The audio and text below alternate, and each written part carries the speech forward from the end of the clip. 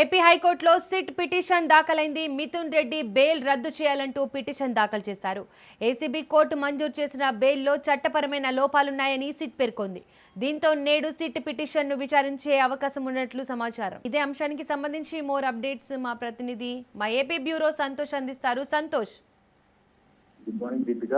ఇక ఏపీలో liquor scam case అనేది కూడా ఎంతో చర్చనీయాంశంగా మారినటువంటి నేపథ్యంలోనే ఇక కీలక పరిణామాలు కూడా చోటు చేసుకున్నాయి. ఈ కేసులో ఏపూరుగా ఉన్నటువంటి ఎంపీ మిథున్ రెడ్డికి ఇటీవలే బెయిల్ మంజూరు చేయడంతో ఇక ఏదైతే చిత్తూరు తరపు సిఐడి అడిషనల్ ఎస్పీ అయితే కనుక హైకోర్టును ఆశ్రయించడం కూడా జరుగుతూ ఉంది. ఏదైతే విజయవాడ ఏసీబీ న్యాయస్థానంలో బెయిల్ మంజూరు చేసినటువంటి నేపథ్యంలోనే ఇటు న్యాయపరమైనటువంటి అంశాలు ఇందులో కూడా లోపాలు ఉన్నాయంటూ కూడా ఇక ఏదైతే అడిషనల్ సిట్ తరపున అడిషనల్ ఎస్పీ అయితే కనుక ఈ యొక్క పిటిషన్ లో దాఖలు చేయడం కూడా జరుగుతూ ఉంది. ఇప్పుడు ప్రస్తుతం హైకోర్టులో ఈ రోజు అయితే కనుక విచారణకు వస్తున్నటువంటి నేపథ్యంలోనే ఉత్కంఠ నెలకొందని కూడా తెలుస్తా ఉంది. ఎందుకంటే ఈ యొక్క కేసు అనేది కూడా లావాదేవీలతో పాటు అదేవిధంగా ఈడీ దర్యాప్తు చేస్తున్నటువంటి నేపథ్యంలోనే ఇటు ఎంపీ మిథున్ రెడ్డి అంటే పలుకుబడినటువంటి వ్యక్తికి అయితే కనుక ఇటు బెయిల్ మంజూరు చేస్తే ఇటు కేసులో ఎటువంటి ఆధారాలు లభించకపోవడం, అదేవిధంగా కేసు అనేది ముందుకు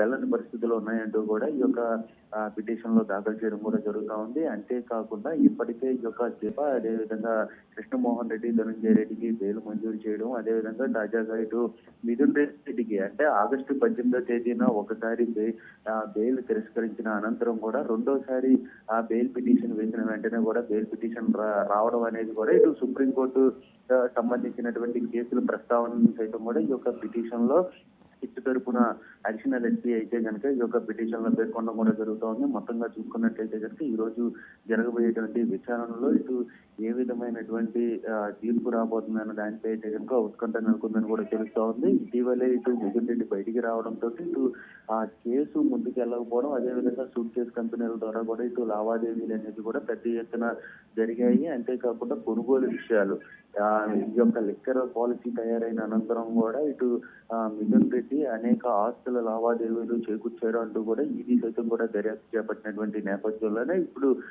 ఆధారాలు సేకరించడంతో పాటు అదేవిధంగా సాక్షులను ప్రభావితం చేసే అవకాశాలు ఎక్కువగా ఉన్నాయంటూ కూడా ఇటు సిట్ తరపున సిఐడి అడిషనల్ ఎస్పీ అయితే కనుక ఈ యొక్క పిటిషన్ లో పేర్కొనడంతో దీనికి సంబంధించినటువంటి ఇప్పుడు అంశాలు ఈ రోజు హైకోర్టులో అయితే కనుక విచారణకు అయితే రానున్నట్టు తెలుస్తూ ఉంది.